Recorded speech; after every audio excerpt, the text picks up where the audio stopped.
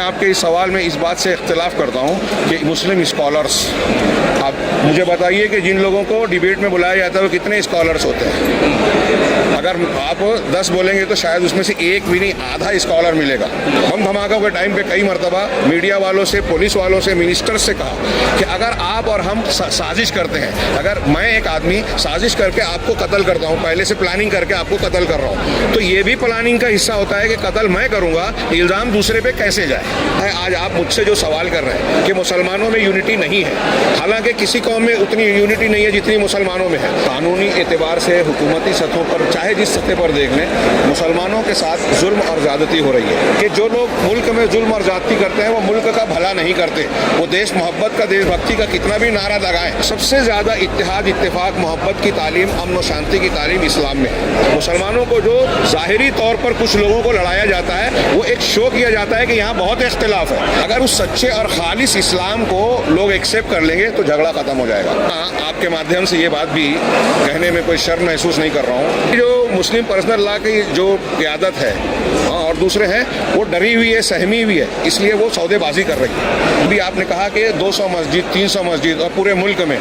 آپ دیکھیے کہ ایک کے بعد ایک سلسلہ وار اسلام اور مسلمانوں سے جڑے ہوئے ایشوز کو اچھالا جاتا ہے۔ مذہبی نہیں جو عام ہندو اور عام غیر مسلم سمجھتا ہے، وہ مذہبی جو منوسمرتی وغیرہ کی تعلیمات میں ہے، جس کو یہ خود کھل کے نہیں کہہ سکتے، ایسا کہہ نہیں سکتے ملک میں کہ ہم یہ چاہتے ہیں، لہذا مسلمانوں کو ٹارگٹ بنا کے ہندوؤں کو یہ بتایا جاتا ہے کہ دیکھیے یہ تمہارے دشمن ہیں۔ لوگ یہ تشویش کر رہے ہیں کہ سری لنکا کے جیسے حالات ہمارے یہاں نہ ہو جائے۔ دبانے کا ایک دم آسان سا طریقہ یہ ہے کہ مسلمانوں کو ٹارگٹ کیا جائے، ان کو بہکاوے میں لایا جائے اور ان کے نوجوان جذباتی ہوں، ان کے خلاف ایکشن لیا جائے۔ یہ مسجد مندر کا مسئلہ اور اس قسم کے مسائل کو جب ایشو بنایا جائے گا تو ان مسائل کے پیچھے ان کے اپنے مسائل دب جاتے ہیں۔ وہ دبے ہوئے ہیں، ڈرے ہوئے ہیں، خریدے ہوئے ہیں، یا پھر نادان اور جاہل ہیں،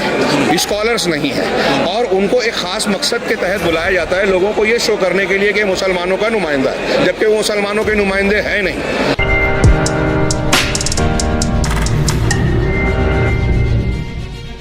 ملک ملت کے ٹاپک پر آج جو ملک کے حالات ہیں، کیا کہنا چاہیں گے آپ اس پروگرام کے ذریعے؟ ملک کے حالات تقریباً سب لوگوں کے سامنے واضح ہیں عمومی طور سے، اور اس میں بطور خاص مسلمانوں کے حالات کیا ہیں۔ ایک انصاف پسند غیر مسلم بھی آج یہ محسوس کر سکتا ہے کہ قانونی اعتبار سے حکومتی سطحوں پر چاہے جس سطح پر دیکھ لیں، مسلمانوں کے ساتھ ظلم اور زیادتی ہو رہی ہے۔ اس میں عام مسلمانوں کا خوف اور ڈر میں مبتلا ہونا، اپنے حفاظت کے تعلق سے فکر مند ہونا کہ میں یہاں انسیکورڈ ہوں، یہ ایک عام سی بات سی آباد ہو گئی ہے۔ اس کے علاوہ ہم یہ پیغام بھی دینا چاہتے تھے کہ مسلمانوں کے تحفظ کا کیا راستہ ہے کہ مسلمانوں کی ڈھارس باندھی جائے، اور ملکوں کو اور حکمران طبقے کو جن کی طرف سے زیادتیاں ہو رہی ہیں، ہم ان کو بھی آگاہ کر رہے ہیں کہ یہ قانونی قدرت ہے۔ اسلام اور قرآن کے حوالے سے ہم نے بات کی کہ ظلم اگر جہاں جس سماج میں، جس ملک میں کیا جاتا ہے وہ تباہ ہوتا ہے، لیکن اگر آپ دیکھیں ہندو مذہب کو، عیسائی مذہب کو، کوئی بھی مذہب اور دھرم، بلکہ انسان جو عام انسان قدرت کے قانون اور ہسٹری کو جانتا ہے، وہ یہ سمجھتا ہے کہ کسی بھی سماج اور قوم میں اگر بدامنی ہو، وہاں کے عوام خوش نہیں ہیں، وہاں کے ایک بڑے طبقے کو ناراض کر کے اس کے حقوق کو آپ چھینیں گے تو ایسا ملک کبھی بھی پنپتا نہیں ہے۔ لہٰذا میں ایسا سمجھتا ہوں، اور ہم یہ اس ملک کے ذریعے سے، اس کانفرنس کے ذریعے سے یہ پیغام دیتے ہیں کہ جو لوگ ملک میں ظلم اور زیادتی کرتے ہیں وہ ملک کا بھلا نہیں کرتے، وہ دیش محبت کا، دیش بھکتی کا کتنا بھی نعرہ لگائیں، اگر وہ خود دیش واسیوں کو دھرم کی بنیاد پر، مذہب کی بنیاد پر، زبان اور کسی بھی بنیاد پر، جاتی کی بنیاد پر اگر ان کو نقصان پہنچاتے ہیں، ان پر ظلم کرتے ہیں، تو وہ اس ویکتی کے ساتھ، اس قوم کے ساتھ ساتھ ملک کا بھی نقصان پہنچا رہے ہیں۔ یہ ملک کے لیے اچھی بات نہیں ہوتی۔ جس طریقے سے اقلیتوں کو چھیڑا جا رہا ہے، یعنی آئے دن آپ صلی اللہ علیہ وسلم کے بارے میں گستاخی ہوتی ہے، اور خاص کر مسلم کمیونٹی کو ٹارگٹ بنایا جاتا ہے، تو کہاں ہمارے سے یہ چوک ہے کہ بھائی ہم ایک یونائٹ کیوں نہیں ہوتے؟ تو کیا میسج رہے گا خاص کر کے مسلم طبقہ ایک یونائٹ ہو؟ بھائی اس میں اس مسلمان کے اندر یونٹی نہیں آتی، اتحاد نہیں آتا، اس کے کئی پہلو ہیں۔ خود مسلمانوں میں کچھ کمزوریوں کا ہونا، اور ایک دوسری بات یہ کہ باہر سے اس بات کی کوشش کی جاتی ہے کہ مسلمان بٹے رہیں۔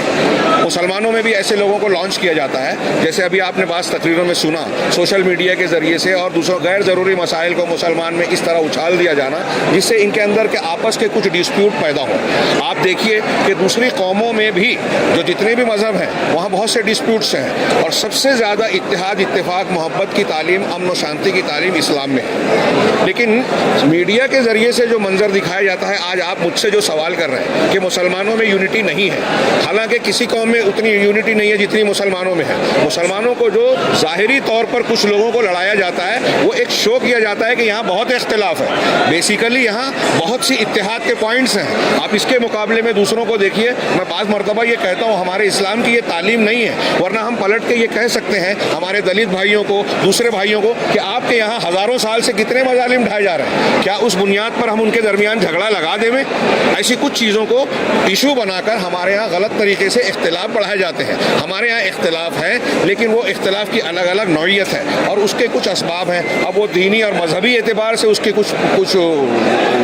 वजह है, कारण है, और कुछ बाहर से कोशिश की जाती है कि मुसलमानों को लड़ाया जाए। लेकिन उसके बावजूद इन सब मामलात में हम देखते हैं कि इस्लाम और कुरान की तालीमात की बुनियाद पर मुसलमान सोचने पे मजबूर होता है और कहीं ना कहीं इत्तेहाद की कोई फ़ज़ा कायम होती है। हम ऊपर वाले से अल्लाह से दुआ करते हैं कि मुसलमानों के दिलों को मिलाए और सही तालीम। और ये एक आखिरी बात इस सिलसिले में ये करें कि आपके सवाल का शॉर्ट जवाब ये है कि अगर मुसलमान सही तरीके से जो इस्लाम का सही अकीदा है, अकीदे को क्या बोलेंगे, हाँ, फेथ, इस्लाम का जो सच्चा और सही फेथ है और इसकी कुरान और हदीस की तालीम है, अगर उस सच्चे और खालिस इस्लाम को लोग एक्सेप्ट कर लेंगे तो झगड़ा ख़त्म हो जाएगा। 90% झगड़ा। शेख, जिस तरह से हर आए दिन मस्जिदों पर टारगेट किया जा रहा है, मुल्क के अलावा अगर कर्नाटक की बात की जाए तो यहाँ पे 200 से ज़्यादा मस्जिदें और ख़दीम मुस्लिम के इदारे जो हैं उन पर टारगेट किया जा रहा है कि वो मंदिरें थी। ऐसे हालात में मुसलमानों को क्या रोल अदा करना चाहिए, किस तरह से उस मुसलमानों को संजीदगी के साथ पहले तो मरकज़ियत बनाएं मुसलमानों में, मुख्तलिफ़ जमातों में, और उसमें जो बड़े हैं और उन बड़ों में जो ईमानदार हैं। मैं यहाँ आपके माध्यम से ये बात भी कहने में कोई शर्म महसूस नहीं कर रहा हूँ कि हमारे एक बड़ी शख्सियत पर्सनल लॉ लेवल की एक बड़े वकील थे महमूद पराचा, मैंने उनकी अभी एक क्लिप दी और मैंने तकरीर में कहा कि अल्लाह करे वो क्लिप में जो बात उन्होंने बयान की वो गलत है, लेकिन बहुत ऊँचे है और कोई रिएक्शन नहीं आया। वो कहते हैं कि भाई हमारी जो मुस्लिम पर्सनल लॉ की जो क़यादत है, हाँ, और दूसरे हैं वो डरी हुई है, सहमी हुई है, इसलिए वो सौदेबाजी कर रही है। मैं इस पर यकीन नहीं करता, लेकिन अगर ऐसा है तो ये बहुत फिक्र की बात है। आपने जो सवाल किया और आपसे पहले के सवाल में भी इसमें एक फैक्टर ये है जो अभी आपने कहा कि 200 मस्जिद, 300 मस्जिद और पूरे मुल्क में आप देखिए कि एक के बाद एक सिलसिलावार इस्लाम और मुसलमानी से जुड़े हुए इश्यूज़ को उछाला जाता है। उनको पहले बाबरी मस्जिद का मामला, उससे पहले के कुछ मसाइल, फिर उसके बाद ये पहले कहते थे 3 मस्जिद, फिर 3000 मस्जिदें। ये इस्लाम और तलाक़ का मसला, हलाल और तलाक़ का मसला, धर्म संसद का मामला, अभी जो मसाइल चल रहे हैं, NRC का मसला, सब लोग समझ रहे हैं, गैर मुस्लिम भी समझ रहे हैं कि इसमें बज़ाहिर टारगेट और उछाला जाता है मुसलमानों को, लेकिन टारगेट बहुत सारे कमज़ोर वर्ग और तबक़ात भी हैं। और जहाँ तक मुसलमानों के ताल्लुक से ये जो आपने कहा कि ये क्यों एक के बाद एक बात आती है, तो ये तकरीरों में भी बात आई और सब जानते हैं कि एक ख़ास तबक़ा हिंदुस्तान में ऐसा है जिसके कुछ पॉलिटिकल इश्यूज़ हैं, वो अपने पॉलिटिकल चीज़ों को बनाना चाहता है, गवर्नमेंट हाथ में रखना चाहता है, और अपने कुछ सकाफती चीज़ों को जो उनके मजहबी हैं उसको गालिब करना चाहता है। वो मजहबी नहीं जो आम हिंदू और आम गैर मुस्लिम समझता है, वो मजहबी जो मनुस्मृति वगैरह की तालीमात में है, जिसको ये खुद खुल के नहीं कह सकते, हाँ, खुद खुल के नहीं कह सकते कि उनके यहाँ एक तबके को सब कुछ हुकूक हासिल है, बाकी दूसरे उनके ग़ुलाम हैं। ये उनके धार्मिक किताबों में उसको हासिल करने के लिए वो ऐसा कह नहीं सकते मुल्क में कि हम ये चाहते हैं, लिहाजा मुसलमानों को टारगेट बना के हिंदुओं को ये बताया जाता है कि देखिए ये तुम्हारे दुश्मन हैं। और ये बार बार हम जानते हैं कि आज देश का हुकूमत, आप देखिए कि मईशत में क्या बोलते हैं, इकोनॉमी के हिसाब से बोलिए, सियासी पॉलिटिकल लेवल पे बोलिए, किसी भी लेवल पर मौजूदा हुकूमतें नाकामयाब हैं। ये बहुत सारे इश्यूज़ हो रहे हैं, लोग ये तशवीश कर रहे हैं कि श्रीलंका के जैसे हालात हमारे यहाँ ना हो जाए। अब ऐसे कुछ भी इश्यूज़ जब उठते हैं तो उसको दबाने का एकदम आसान सा तरीका यह है कि मुसलमानों को टारगेट किया जाए, इनको बहकावे में लाया जाए और इनके नौजवान नौजवान जज्बाती हों इनके खिलाफ एक्शन लिया जाए। ये मस्जिद मंदिर का मसला और इस किस्म के मसाइल को जब इशू बनाया जाएगा तो इन मसाइल के पीछे उनके अपने मसाइल दब जाते हैं, उनके अपने जो घपले हैं वो मंजर के पीछे चले जाते हैं। सर, जिस तरह से मेन स्ट्रीम मीडिया में हर आए दिन मुसलमानों के टारगेट कर डिबेट्स रखे जा रहे हैं, उसमें कई ऐसे मुस्लिम स्कॉलर्स हैं जो उन डिबेट में शामिल हो रहे हैं, उनके लिए क्या मैसेज है? मैं आपके इस सवाल में इस बात से इख्तिलाफ करता हूँ कि मुस्लिम स्कॉलर्स, आप मुझे बताइए कि जिन लोगों को डिबेट में बुलाया जाता है वो कितने स्कॉलर्स होते हैं? अगर आप 10 बोलेंगे तो शायद उसमें से एक भी नहीं, आधा स्कॉलर मिलेगा, आधा। एक बोलूँगा तो सब अपने आप को उस एक में शामिल करेंगे। हाँ, स्कॉलर्स नहीं होते, वो दबे हुए हैं, डरे हुए हैं, खरीदे हुए हैं या फिर नादान और जाहिल हैं, स्कॉलर्स नहीं हैं। और उनको एक ख़ास मकसद के तहत बुलाया जाता है, लोगों को ये शो करने के लिए कि मुसलमानों का नुमाइंदा है, जबकि वो मुसलमानों के नुमाइंदे हैं नहीं। और कई एतबार से मुसलमानों के नुमाइंदे वो होते नहीं हैं। बास तो उसमें ऐसे हैं जो मुस्लिम कास्ट के ख़िलाफ़ काम करते रहते हैं, मुसलमान उनसे चिढ़ते हैं, नाराज़ होते हैं, लेकिन उनका नाम मुसलमानों का है, उनके बयान से वो इस्लाम और मुसलमानों का चेहरा उसे समझते हैं। तो एक बात ये धोखा दिया जाता है। दूसरे ये कि जैसे मैं ये कह रहा हूँ, मैंने